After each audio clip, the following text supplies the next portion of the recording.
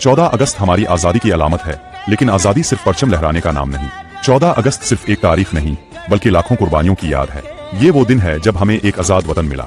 लेकिन एक सवाल हम सबको खुद से जरूर पूछना चाहिए, क्या एक ऐसा बाप जो अपने बच्चों के लिए 2 वक्त की रोटी का इंतजाम ना कर सके, दिल से जश्न मना सकता है? क्या वो नौजवान जो बरसों की मेहनत के बावजूद रोजगार से महरूम हो, वाकई खुश हो सकता है? क्या वो माँ जो महंगाई के हाथों परेशान हो, आज़ादी की खुशियाँ पूरी तरह महसूस कर सकती है? और कितने ही माँ बाप आज भी अपने बच्चों की बुनियादी जरूरियात पूरी करने के लिए परेशान हैं। मेरा मकसद हरगिज नफरत फैलाना नहीं, बल्कि अपनी कौम के ज़मीर को जगाना है।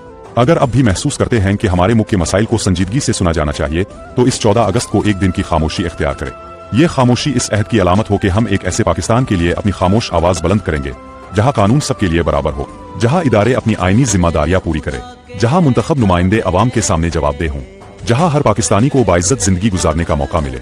हम अपने वतन से मोहब्बत करते हैं, इसीलिए इसकी बेहतरी चाहते हैं।